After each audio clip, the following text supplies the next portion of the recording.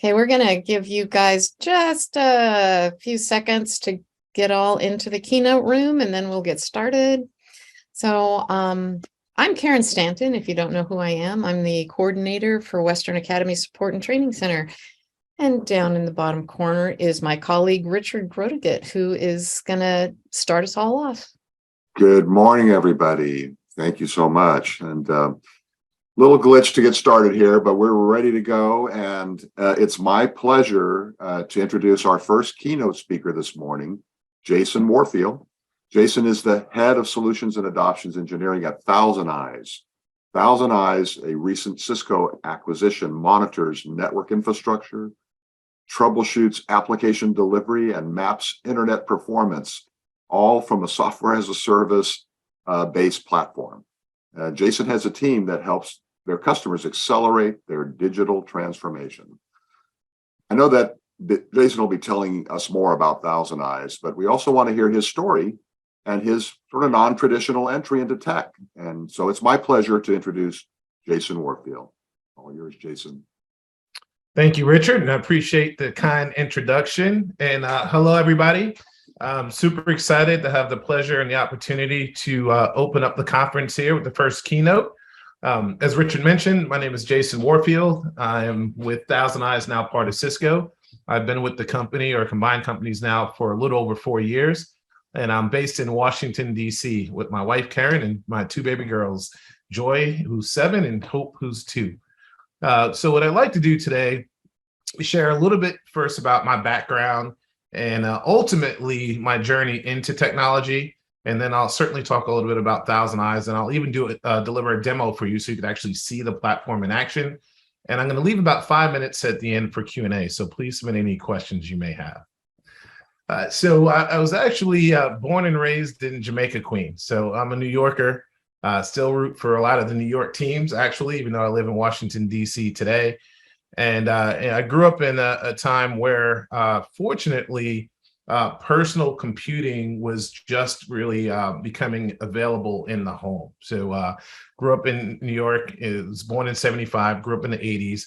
And the best gift I ever got was an Atari 800.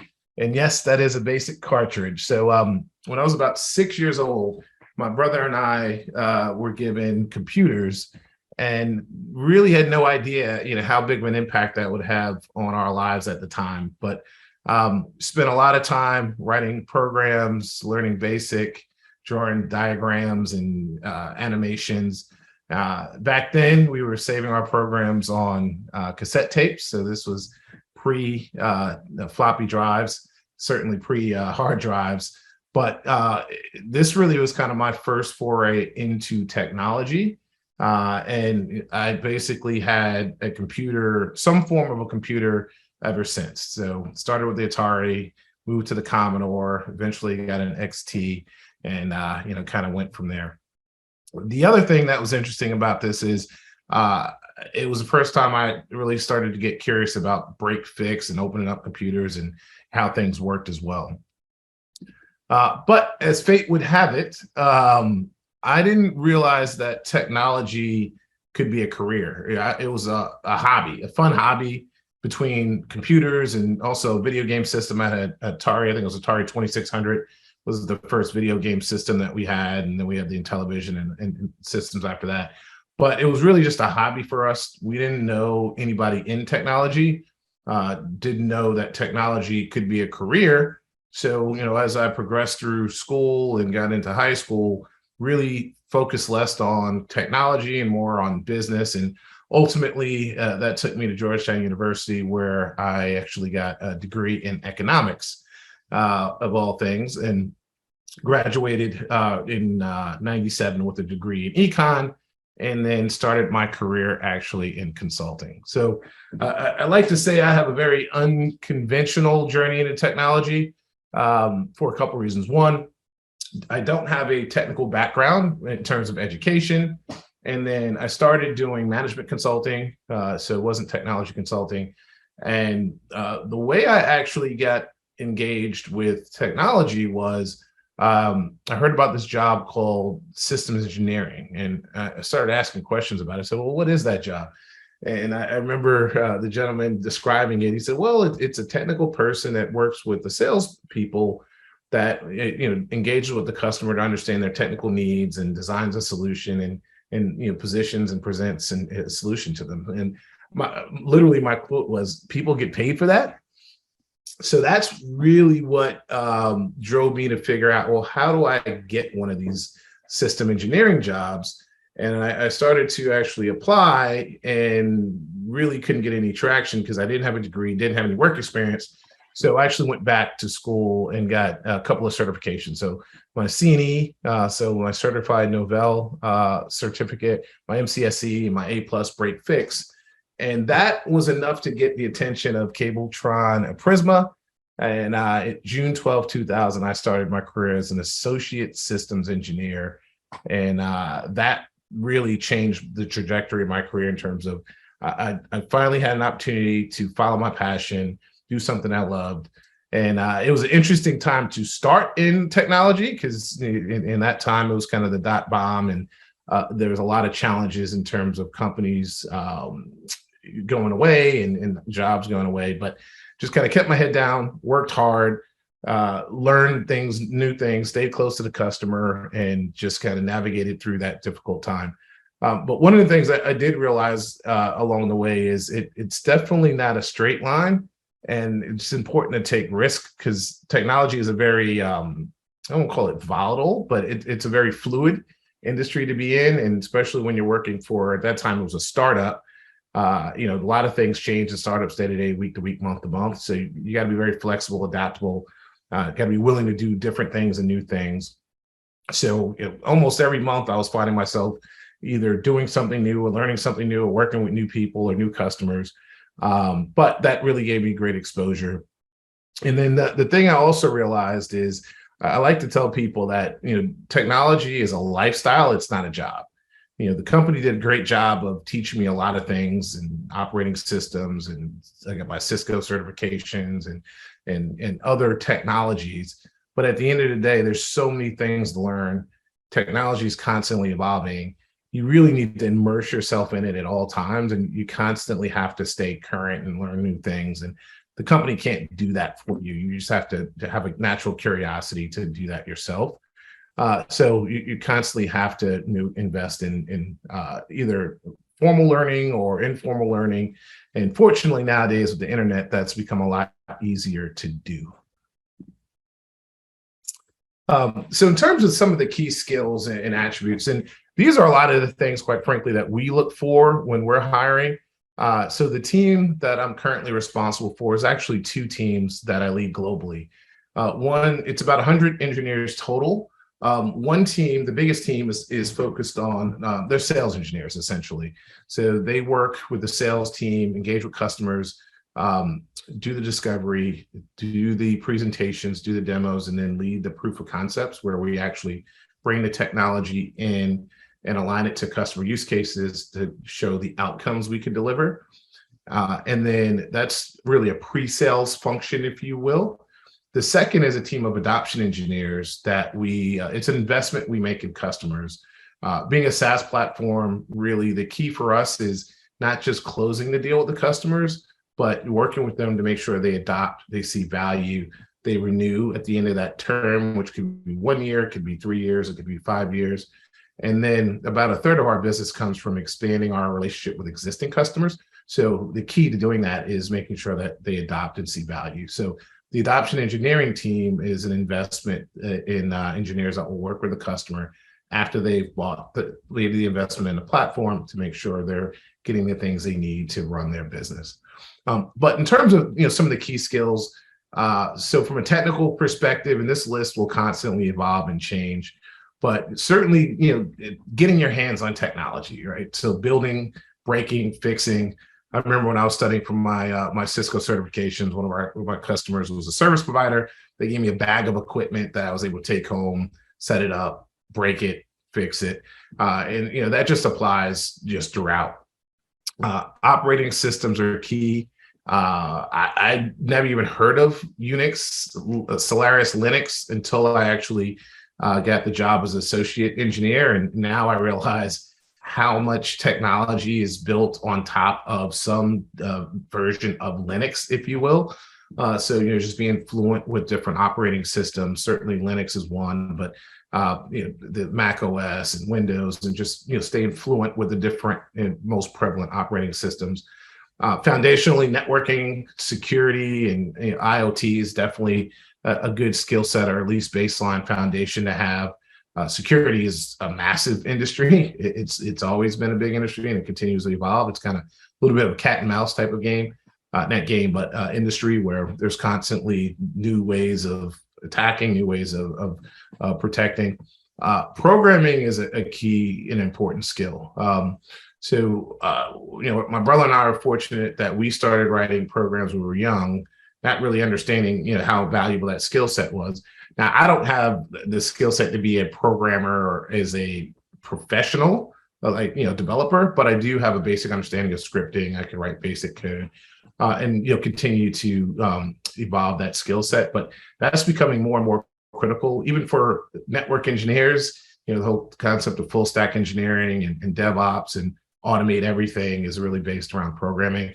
Cloud technologies now, you have to know the different types of cloud technologies. A big part of what we do at ThousandEyes is really help customers as they migrate their applications and their infrastructure to the cloud, whether that's Amazon or Azure or Google or other cloud providers around the world.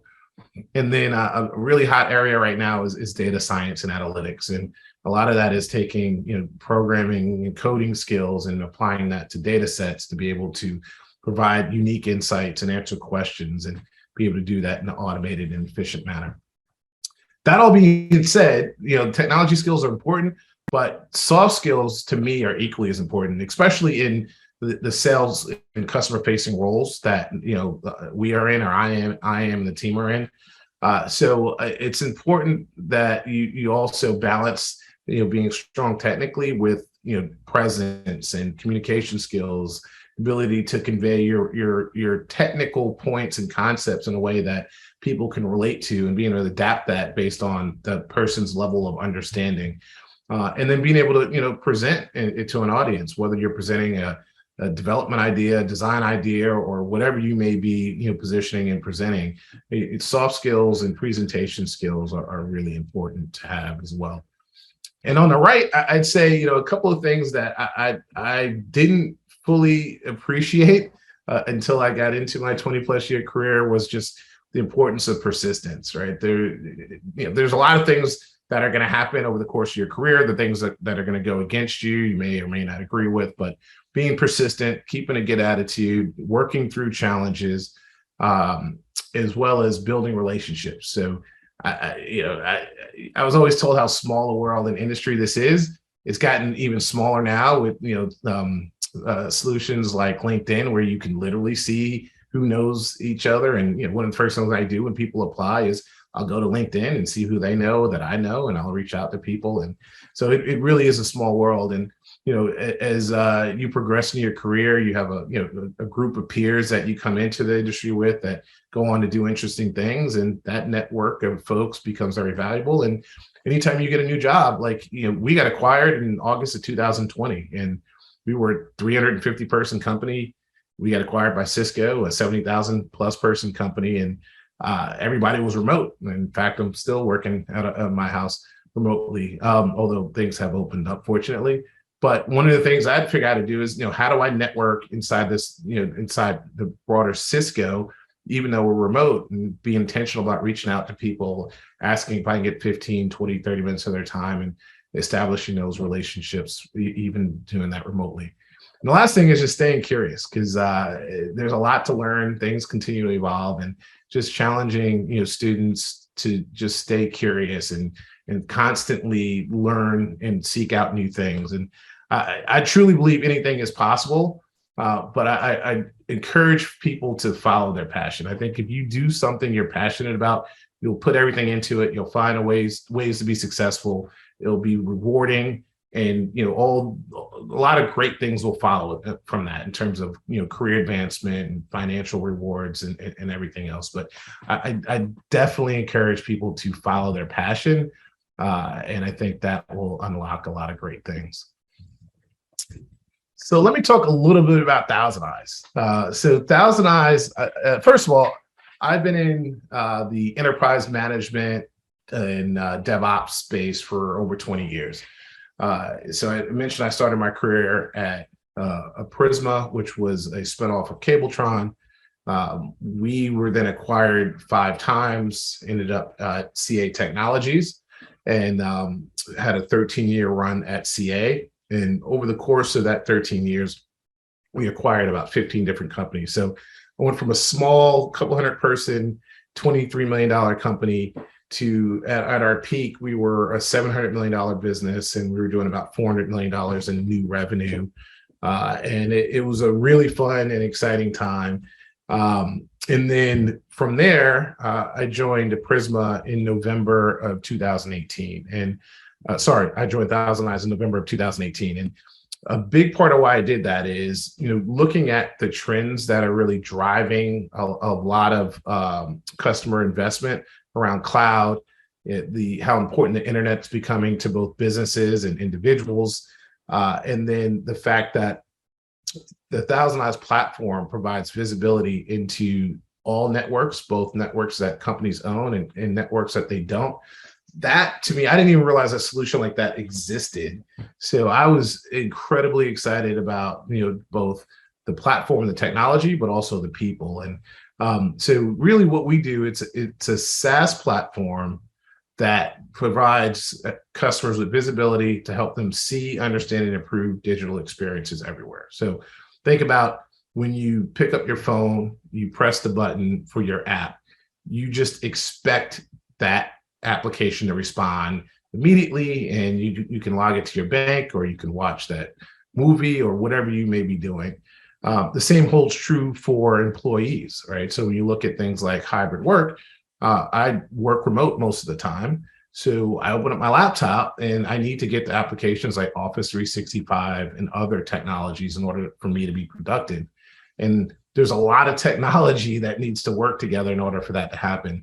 And the ThousandEyes platform really provides visibility into that entire ecosystem that allows companies to be confident that they can deliver services across the internet, whether those are banking services, digital services, or other types of services, as well as ensure that their employees are productive wherever they choose to work. And then when there is an issue, the platform informs the companies around who's impacted, what happened, and then they have context around what caused that problem, and they can use that and collaborate with whoever they need to work with to actually resolve the issue. And then, as you can see on the bottom, our 3 most common use cases, we call it customer digital experience, but that's any internet-facing service. So it also applies to online learning platforms. So we've worked with a number of universities as well as school systems.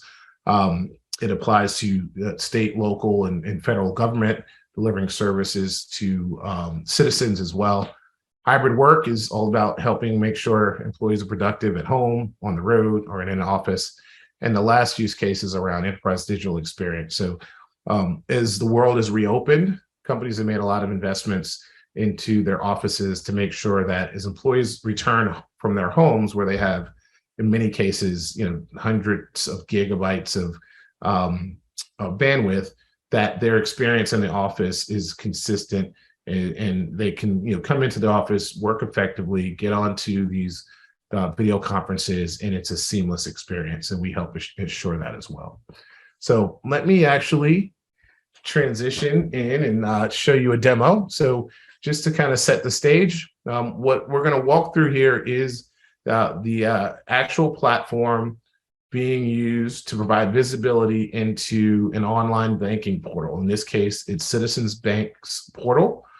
In order to capture this information, we really only need 2 things, right? The actual URL for the portal. So in this case, it's citizensbank.com. And then we choose where do we want to capture this information from. And we make available what we call cloud agents, or points of presence, around the world. There's over 600 of them in many of the major cities. And that allows our customers to understand the user experience for their customers that are accessing the service. So let me dive out of this and pull up the demo. So here we're looking at the actual platform. As I mentioned, we're monitoring the Citizens Bank online banking portal, and we're doing that from 21 locations around the country. And you can see the different cities here: Atlanta, Richmond, Austin, Los Angeles, Miami, Chicago. So what these represent is those are cloud agents, and they help capture what the customer experience is like from those cities accessing this online banking portal. And the first thing we're looking at is the availability of the portal. So can customers log in and get to their banking services? And one of the things we see is there was a drop in availability. So in this case, there are customers in certain parts of the country that are unable to access the banking portal. Visually, we can see, in this case, it's impacting customers in the Atlanta region. So now we know there's an issue specifically impacting customers in Atlanta. So the questions that ThousandEyes helps answer is this an application or network problem? Is this a problem that we, Citizens Bank, can fix ourselves, or when we need to work with one of our providers, whether that's one of our ISP providers, cloud providers, or content delivery network providers? And then what is the actual root cause of the problem? What needs to be fixed, essentially? So the way we do that is, here we know that the service is unavailable for a certain subset of customers. Now we can look and see, from a network perspective, do we see any disruptions on the network? And in this case, we do. We see there's some network loss. 5% is not too bad, but when you look at customers in the Atlanta region, you see it's 100%. So this means that customers in Atlanta literally cannot connect at all to the online banking service. So now the question that companies need to understand is why. So we have the customers here on the left, and you see the red, meaning they cannot connect. We have the banking service on the right, and you're probably wondering why this says Akamai, it doesn't say Citizens Bank, and that's because Citizens Bank uses Akamai as their content delivery network provider so that they can deliver the service more efficiently to customers around the country. So if we drill in, we can see ultimately it's delivering, it's representing citizensbank.com. And then we see this red circle around AT&T. So what this is telling us is there's an issue in AT&T's network that is preventing customers from actually connecting to the online banking portal. This is the specific node in the network that's having a problem. And now Citizens Bank can take this, what we call snapshot, share it with AT&T, and drive a much faster resolution to the problem. So let me stop there or pause there and open it up to see if there are any questions.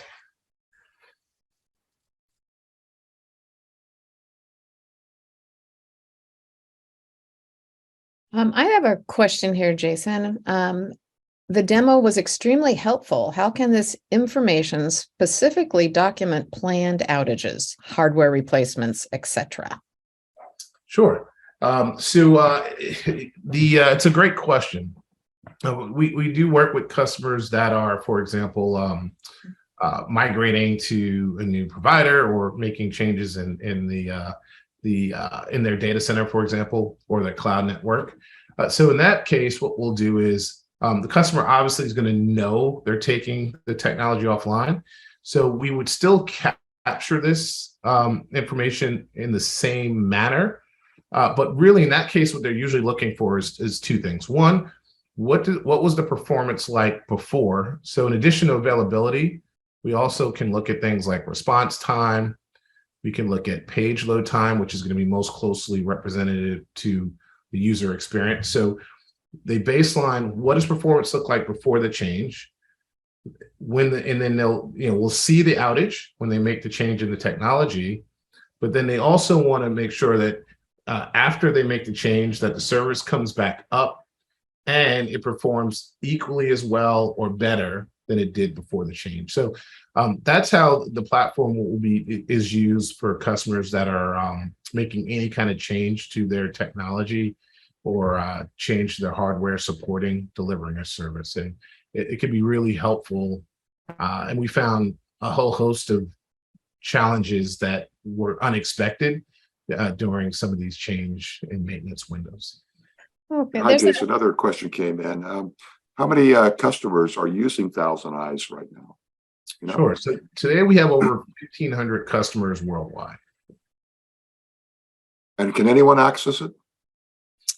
Yes. So, and actually you can see here. Oh yeah, I see that. Try it for free. For free. So if you go to ThousandEyes.com, there's actually, you can sign up for a trial. Anyone can go do that. And you can actually try the solution yourself. Jason, there's another question here. Oh, sorry, Richard. Sorry. Says you mentioned CNE, MCSE, A+ certifications helped open IT job doors for you. Are certifications still as valuable, and do employers prefer college degrees? Great question. Actually, one that we've had many debates on internally. And so first of all, yes, certifications are still valuable.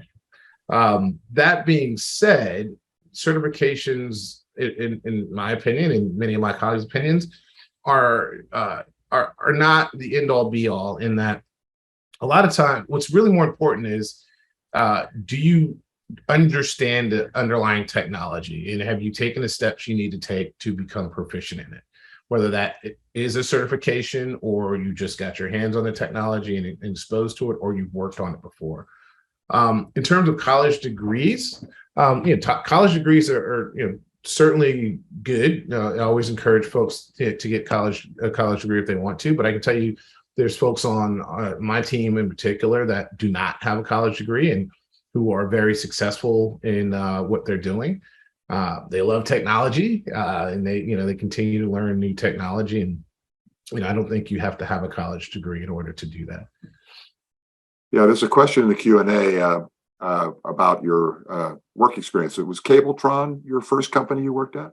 Yes, so it was Cabletron. So I actually joined a Prisma Management Technology when Cabletron split into 4 companies. So Prisma was one, Interisys was another. That was kind of the legacy Cabletron.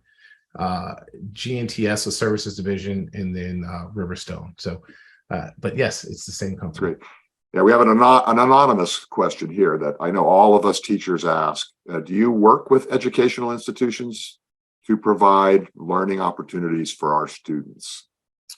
So we do. So we will do that, I'd say, probably a little more tactically than strategically. But yes, we do. And particularly myself, I'm the executive advisor for Fayetteville State, for example. But we will definitely engage. So feel free to reach out to me. And we have engineers really across the country and across the world. So we'd be happy to do that. And we love to spend time working with students and sharing our knowledge. And I can tell you, I wouldn't be here today if it wasn't for the help of many, many, many people along the way. I think we have time for one last question. Is there data as to how accurate ThousandEyes has shown to be relative to where the problem is? Example, showing an AT&T issue, for example. So I'd say probably the best proof of the confidence in the platform is really the customers. So out of the 1,500 customers, many are providers. So you look at we work with Microsoft, for example, across 10 of their business units. ServiceNow is a customer, Salesforce is a customer. So in addition to the public sector and education and enterprise customers, many providers trust the platform, and they generate 100% of their revenue delivering services across the internet. Well, great. Well, thank you, Jason. We are at the top of the hour.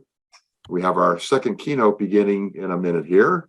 Thank you again for giving us some insight into a pretty extraordinary new application. So great. And thank you so much. Feel free. Thank you for the time, and feel free to reach out to me. And I appreciate the opportunity to present today.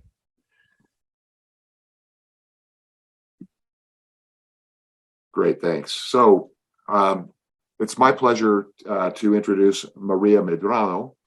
She's a Senior Director of Diversity Partnerships and External Engagement at Google.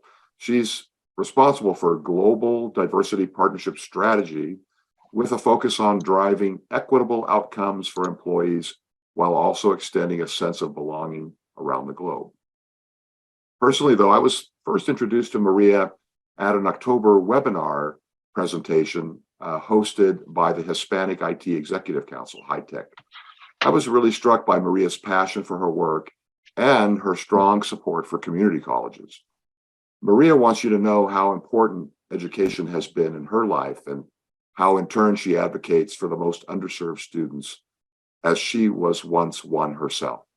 Maria is a first-generation American of Mexican descent and the first in her family to earn a college degree. She continues to advise and serve on multiple nonprofit boards dedicated to improving the education of students in disadvantaged communities. So I'm thrilled to get a chance to hear from Maria once again. Maria, it's all yours. Thank you, Richard. And I'm going to go ahead and share my slides and hope I don't go on mute.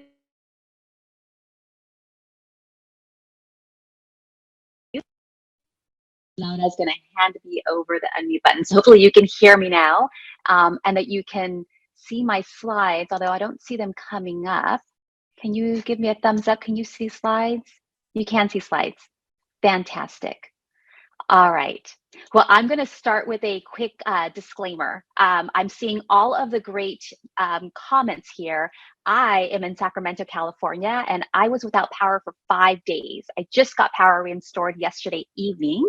And so if I start to go out a bit, please let me know, because I'm going to do my best to ensure that you can hear me all very well. I'm now in full screen, so hopefully we're ready to go.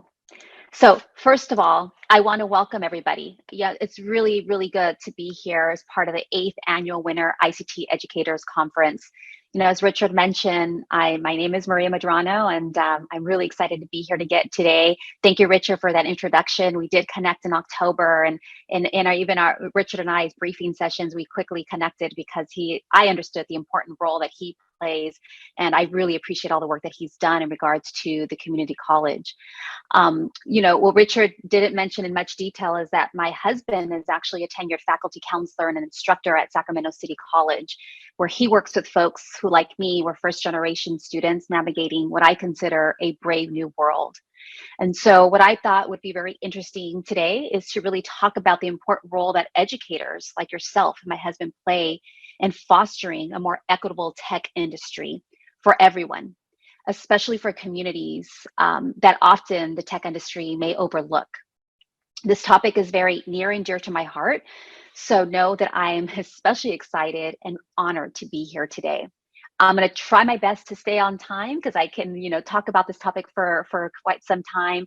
But my real important time with you all today is just to really ensure that you all understand the really important role that you all play in your students' lives, and when we talk about the community college ecosystem and the dependency that we have from a tech industry perspective. Now, I loved what Jason said in his presentation. He said, anything is possible. And I can tell you, I think I say that to myself every single day. You know, as Richard mentioned, I lead DE&I partnerships, here at Google. It's a job that provides me the opportunity to enhance the experience of over 180,000 employees in over 60 countries across the globe. I work alongside our Chief Diversity Officer, Melanie Parker, and we lead a team of people that work with more than over 30 external partners. And that is a really important thing to say. It's not just what we do inside of the organization, but it's the more than 30 partners outside of the company that really enable us to enhance those experience for our employees.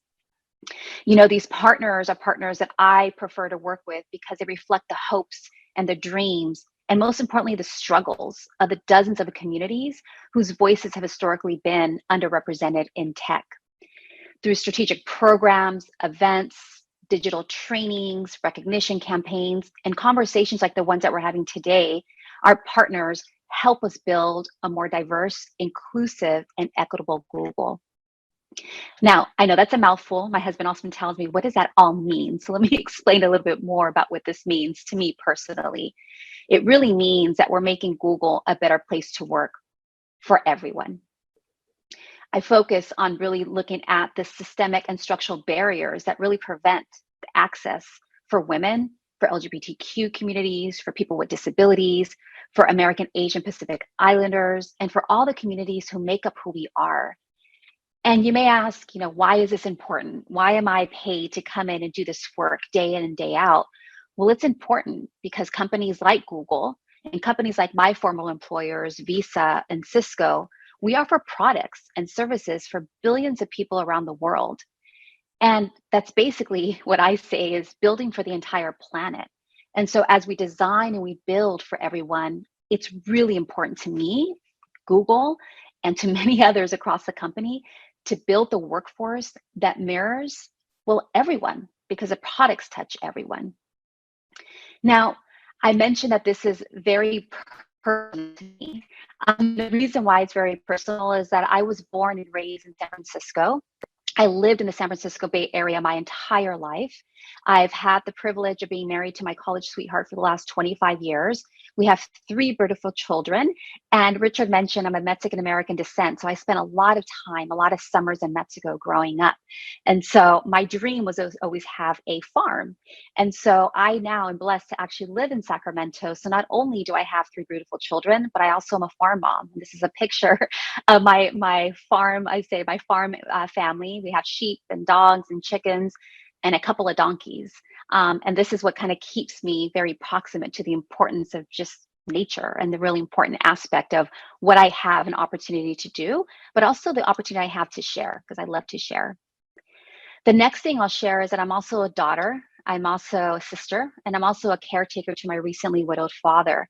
This picture that I show here is a picture of the last family trip. It's a really important one. It's, if you can recognize it, it's at Disneyland, and my mom's dream was to always have all of us together at Disneyland, and we were able to make that dream happen to her. She passed shortly after this picture, but I have this picture with me all the time because it really, really reminds me of the fact that I am a proud Latina who's really passionate about strengthening culture and lifting others, while I do the same for not only my family, but for my community, for the people I work with, and for those that I spend lots and lots of time nurturing. I also want to make sure that there's no doubting that, as a Latina, as a Mexican American, as a Chicana, as a child of immigrant parents, I was a first generation high school graduate. Then I became a first generation college graduate. And the stats really said that I wasn't supposed to be here.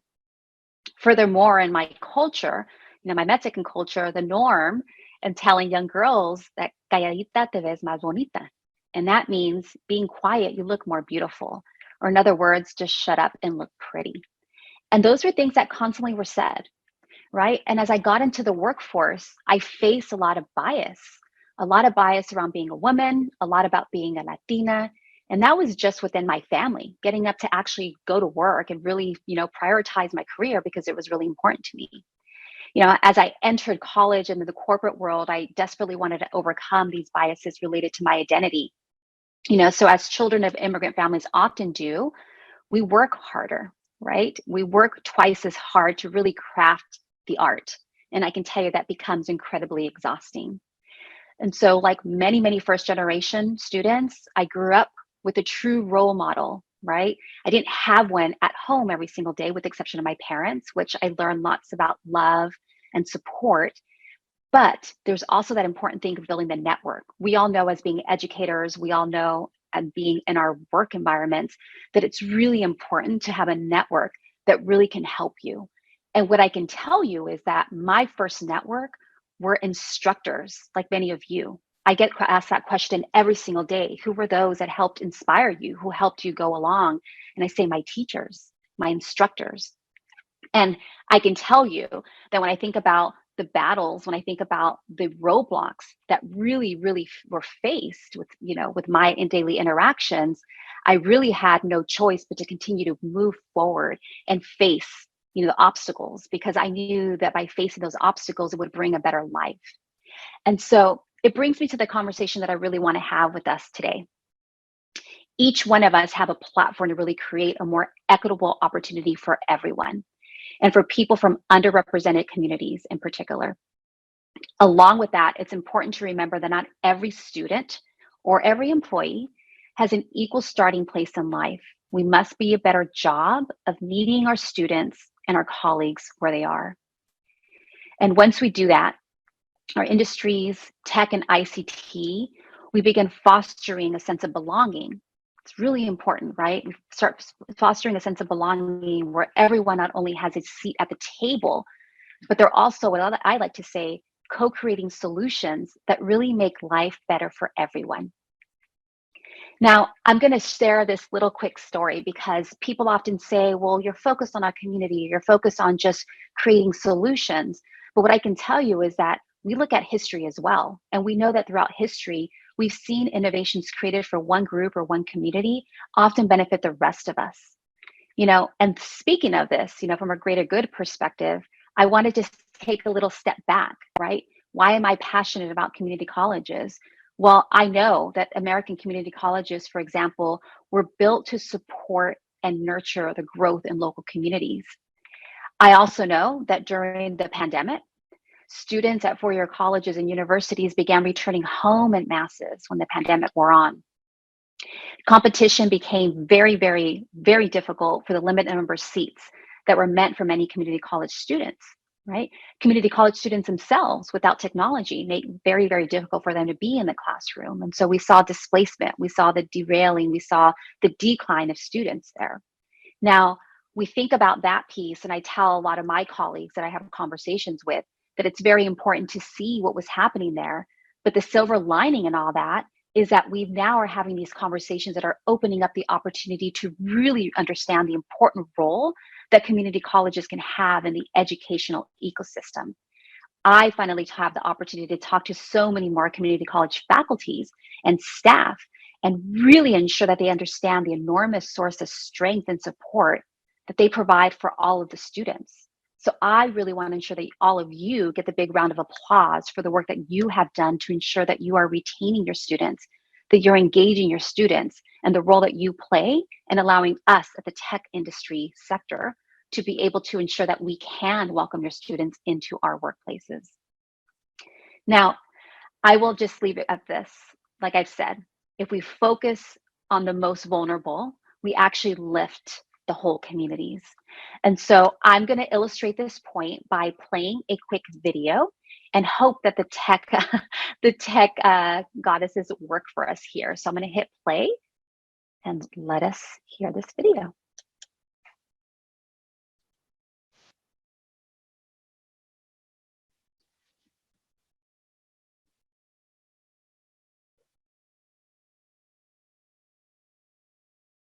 I don't think we're getting the audio, Maria. You can't hear the audio? No, no audio. You might have to share it with, there's a checkbox in Zoom to share a video. Okay, let me do this. Sorry about that, team. Let me share here. Ah, there is. Thank you. Let's try that again. Go back here. Is that better? Nothing yet.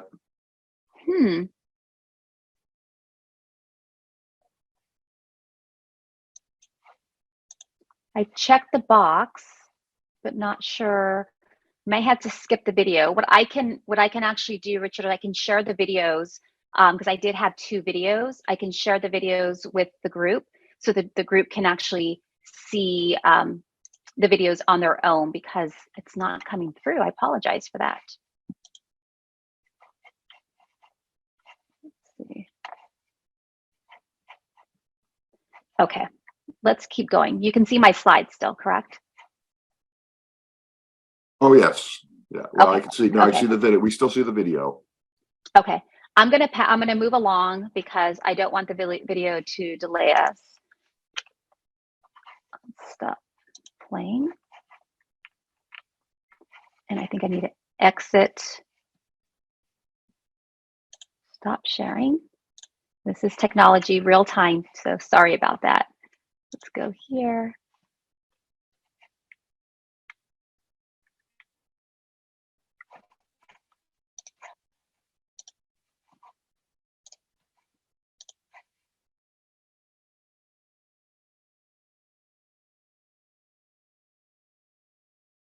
You're muted now, though, Maria. Yeah, you're muted yourself somehow there. There we go. Yeah. Okay. Thank you. What I was saying is that what you would see is a really powerful ad. It's an ad that really talks about the importance of being able to see yourself. It's the real tone technology that Google has really spent a lot of time working on.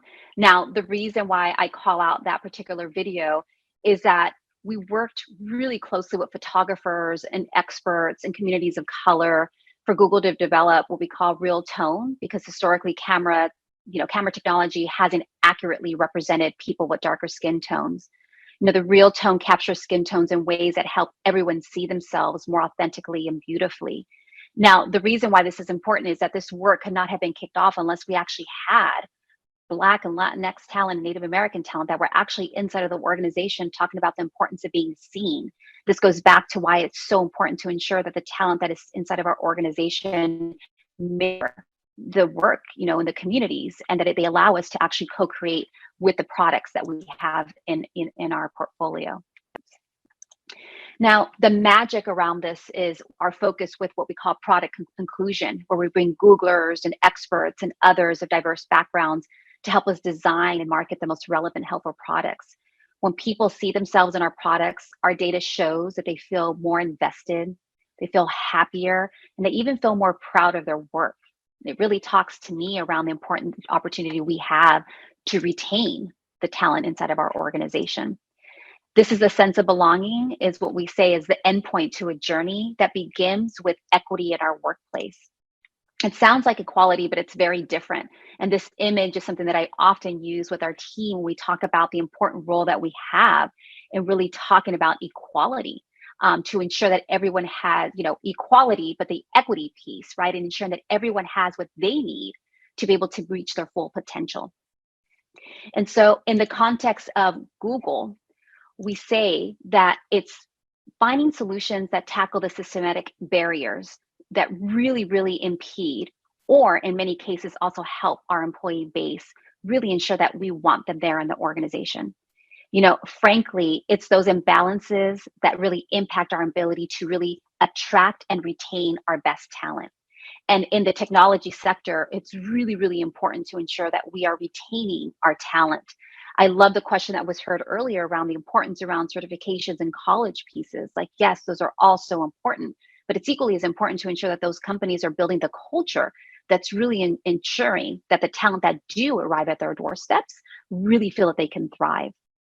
And so I can tell you that a part of my role is to also listen and take action and really make sure that we are implementing sustainable, positive change for a more helpful product for everyone, both inside and outside of the organization. Now, when we look at this inside of Google, people say, what does this mean inside of Google? Now, again, I'm part of Google. The team's mission is to really build a more diverse and inclusive company that delivers more equitable outcomes. Very, very basic. I'm going to take just a few minutes to walk you through the 4-part approach of driving DE&I at Google. And I'm hoping that this really also resonates with what you see inside of your classrooms when you're engaging, with your student base. So the first one is, what we do around building the culture and what we stand for, and really ensure that we are being very intentional around what we do and how we show up.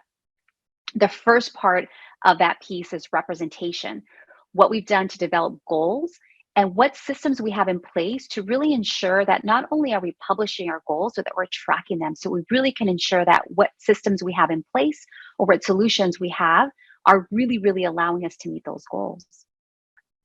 The next piece is around progression. As I mentioned it's addressing systematic and cultural barriers around recruiting, around performance, around talent assessment, and any other areas in which we can do better. And this could be a number of things. It can be around management. It can be around experience. It could be around their work options. It could be around the environment that we're in right now, of being hybrid or required to go into the office. I mean, the list can go on and on. The more important piece is to make sure that we can keep a focus on progression, because we want to ensure that the talent that comes in has an opportunity to grow inside of the organization. The next piece is about retention, retaining our talent. And so how do we manage the experience of Google's? What do we do to make sure that we're driving parity across gender, race, abilities? And what I can tell you is very unique for Google is that we actually invest in this, what we call our Stay and Thrive team. And it's just that. This team is there to ensure that the talent that is in our organization stay, and while they're staying, they thrive. And I can just share with these numbers that this is working for us. We've grown the team, the retention rates are increasing, and not only are we retaining this talent, but we are also promoting this talent. The next piece is around belonging. People need to feel seen, connected, and supported so they can create a more helpful solution that benefits everyone. And this is always top of mind for me. The one piece that I'll mention is that this is equally as important in any part of any community that you're in. It's a natural sense. Everyone wants to feel that they belong, and it's something that we carry true inside of our organization. Now, I'm going to skip the next video because the next video, again, we're not going to have the audio piece of it. But what I'll tell you about the next video when you do receive it is that this is, again, in full intention around the meeting people where they are. And so the other video is about the marketplaces and the maps feature that we have within Google, the actual mapping that we've created to be able to highlight, communities, but mostly highlight businesses. And this can be the important businesses like Black-owned businesses, specifically within the pandemic, where they were reaching issues in connecting with their communities. And so the technology enabled folks to understand where they were at, most importantly, how they can access them, and most importantly, their history, so that it's not just about the experience you're walking into, but the experience and the history and the journey that you can respect, because many of the small businesses that are out there were not built by themselves. They were inherited by many, many family members and or just generations that those are just looking to keep alive. So I'm looking forward to sharing that video with you so that you have the opportunity to also go through that journey with us. Now, again, this is a video, but I'm going to pause this and I'm going to have to do the same thing. I'm going to have to stop sharing and I'm going to have to go out of this presentation, go to my last slide, go back here and share the screen again.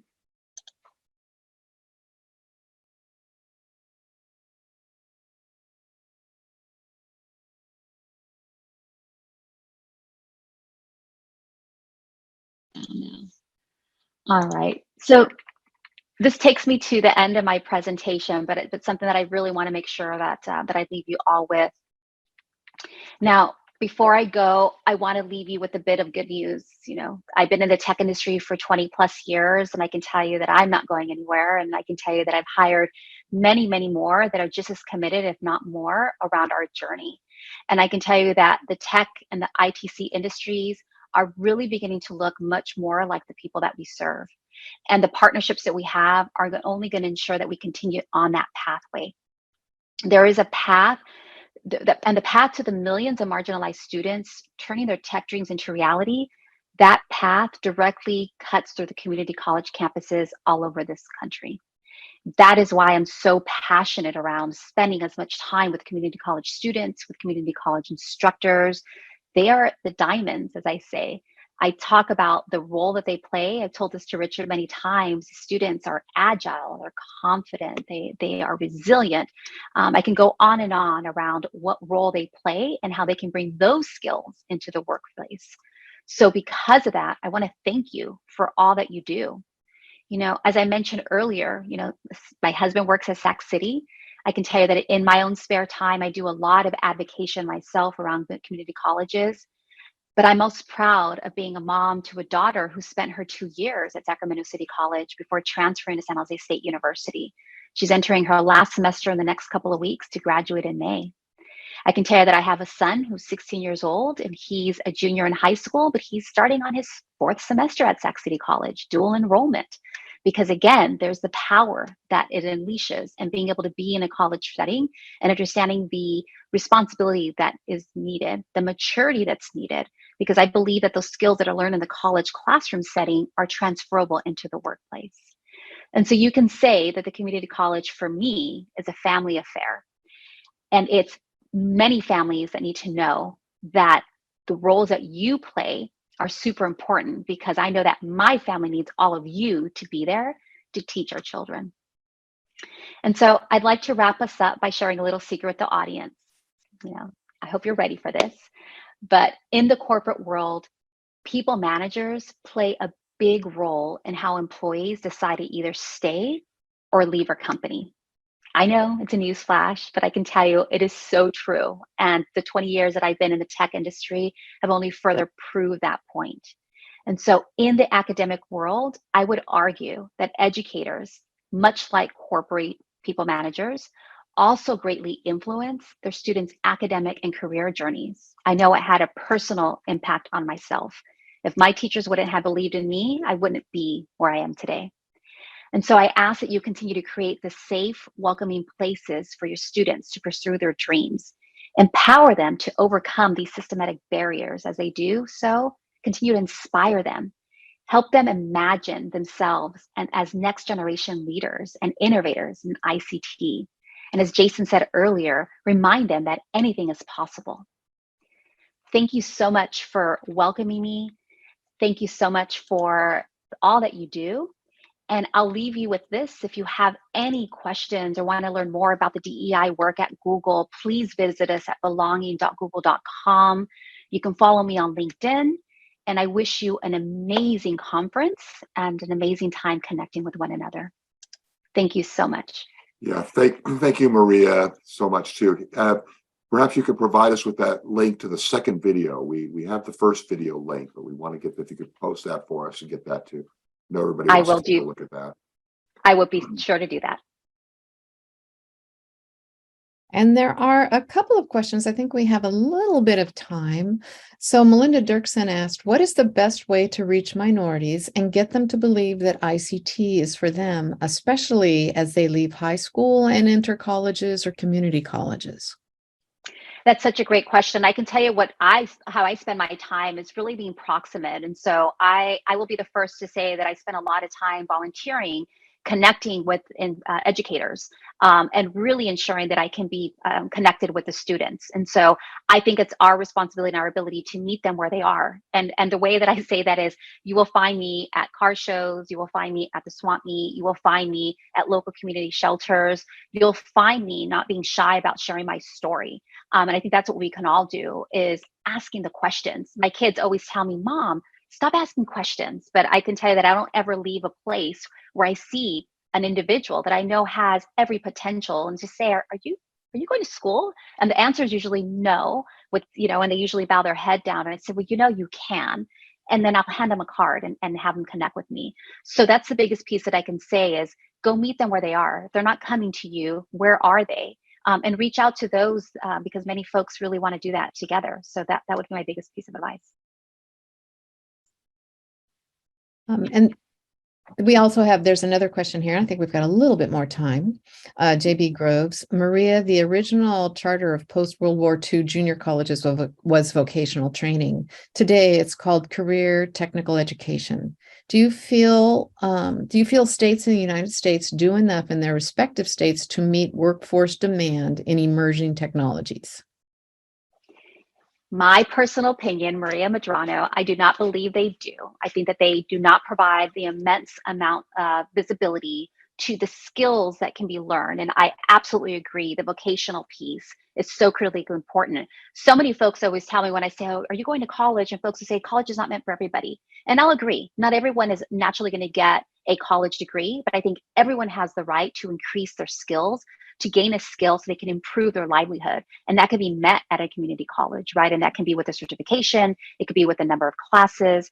So I don't think there's enough being done to create that opportunity because we have so many shortfalls. I mean, I talk about it from the tech industry perspective, but I know that every industry across the United States has a shortfall in having the talent they need because we don't have enough people being skilled in those. And so I think that's a huge opportunity for us as we continue to look and partner with the community colleges.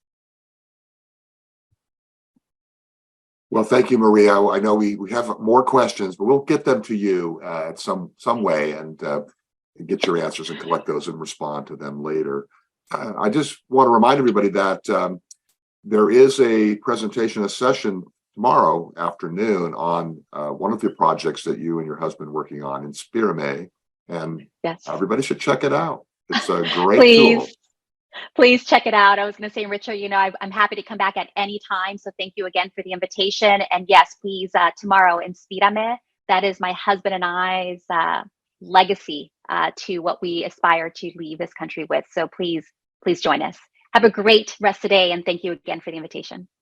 Thank you so much, Maria.